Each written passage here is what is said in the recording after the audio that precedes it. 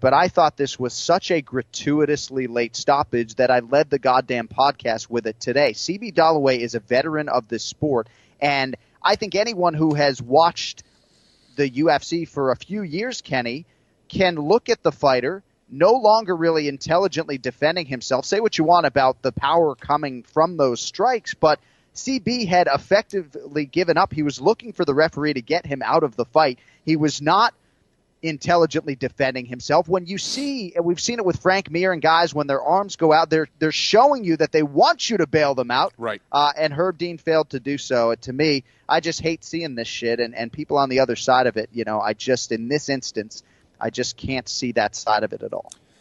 I didn't get it either.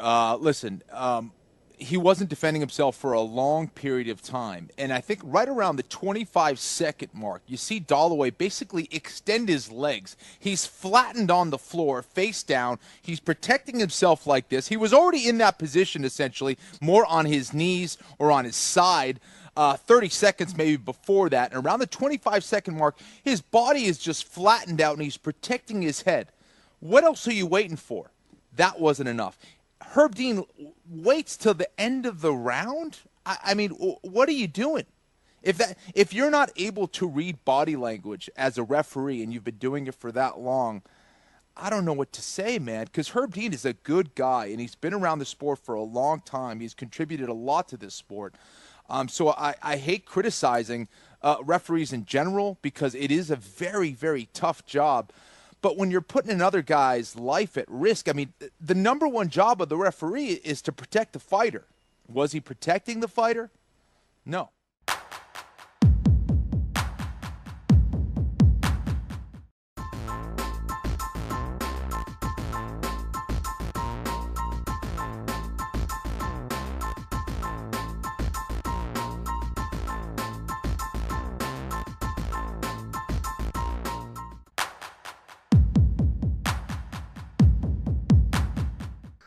Now with the speculation that John Jones might be returning at UFC 230, I know you talked about this a little bit earlier this week, but I'm wondering if you guys were to be on the same card, how would that go? What would take place if you guys crossed paths?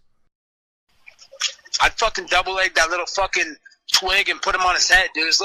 His legs are like maybe 5 or 10 pounds. He's got little skinny stick figure legs, so he knows what's up. We used to wrestle back in the day at Iowa Central when we were roommates, so if we came in path, dude, I'll put him on his head, bro. He ain't shit to me. Without the juice, he ain't nothing. He was Superman on the juice, but without the juice, it's a whole nother level, whole nother game. So he knows he can't keep up with my pace. He knows that deep down inside. Okay.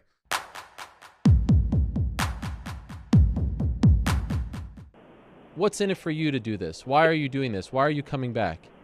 I wasn't really ready to leave when I left. I love this sport. I love fighting. I love training. I love getting ready, and I feel I still got some fight in me. And part of it, people told me I couldn't. Tell me I can't do something. I like to prove you that I can. And I feel like I still have enough left in me to make a run at some of these guys, and I want to give it a try. Okay. And do you have a say? Financially, I'd still be okay with that. But that really isn't much of what I'm coming back about. I'm coming back to fight. This is a fight I like. It's get me back in the sport. And I think the thing that getting back and getting ready to fight reminded me is that, I am going to open a gym after this. I am going to get back in, and I'm going to stay in the sport competing, at least as a coach, if nothing else. So, if nothing else, this whole journey's brought me back to my love of the sport and being in and around the sport.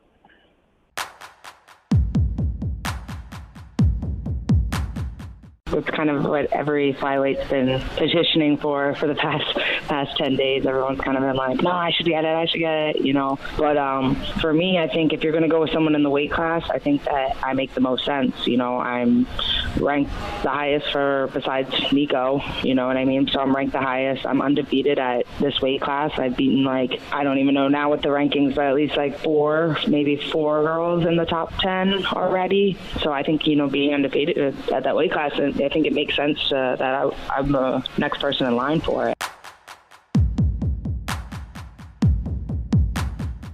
We paused to sort of acknowledge his record going in 56-11 compared to 13-12 for Mark Hunt. And I thought it was interesting looking at the betting line and looking at this matchup and looking at Mark Hunt at 44 years old and Alexei Oleinik going into certain fights, as we've talked about here, can't even really walk, right? Guys limping around at the weigh-in. Yeah.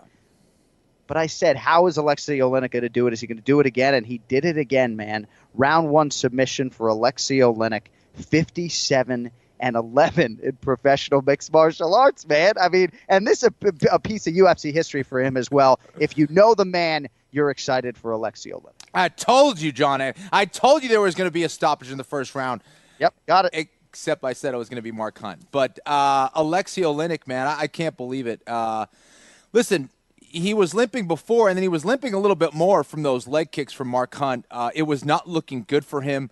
Mark Hunt hit him with a 1-2 combination, a jab cross that seemed like it sent his head into another stratosphere. 5 seconds later, it seemed like he was back in the octagon in Moscow. But he was able to regroup, ended up hitting that takedown from that back position, got the back. And you could just see that, you know, they call him the boa constrictor for a reason. Everyone I've talked to over at ATT said this guy is just freakishly strong.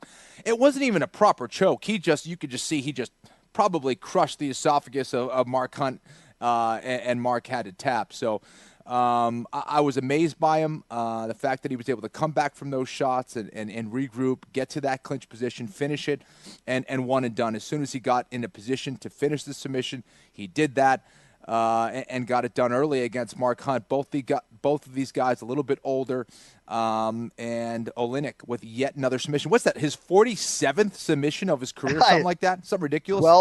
12th rear naked choke, 45th career win by submission.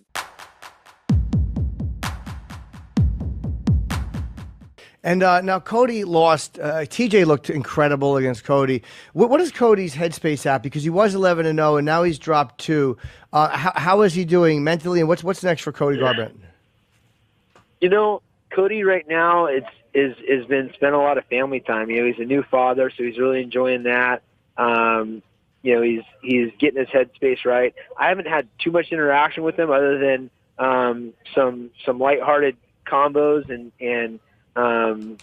you know, seeing him from time to time. I know he's already back in the gym doing some fitness stuff, nursing his hand a little bit, and he just really has to decide what he wants to do next. You know, that's up to him. He's also a very young guy at 27 years old, freshly 27 years old.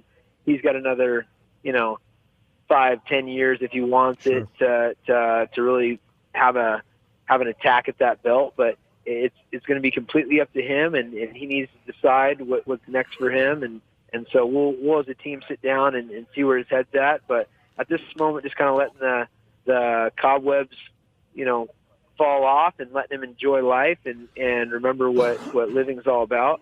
It can be tough to be in long camps, especially coming off injuries and in all the pressure and things like that. So, and yeah, TJ looked really good. I mean, it was a short fight, but you know, he threw those 4 right hands in a row, and TJ Cody was right there to catch one of them. So he looked really good. Hey, Bones. Bones, hold on, say hold on. Hey, yo, Woody. Hey, your fans going ham at that mug. At what? At the Olympia. At the Olympia. Oh yeah, man. It was a lot of love. It was a lot of love, man. I appreciated it. Let's go, man. It's been a long time since I've been amongst the people, so it's good to feel all that love and know you're still loved, you know. Boom, boom. Yeah, right, I appreciate the shout out too, my man. Oh, no worries, my man. No worries, yeah, dog. That continued support, man. We gotta get together and train, man. I'm down with it. Let's do it. Yeah. Anytime you got like a long cat, man, you let me know. I'm there for you. And don't forget, I'll beat your ass. Hey, check it out, people. The latest hit, beat your ass, boy. Yo, you know I can sing. You know I can sing now. Next time you need a little cameo. I know you can sing. You know what I'm saying? We gotta Featuring get you in the Bones studio. Jones. Say it again. We gotta get you in the studio. That's what I'm saying, bro. Hook me up, bro. Put me on the map. All right, my man. God bless you, Woodley. All right, bless you as well, my man. Yeah. All right, brother. I know. Later.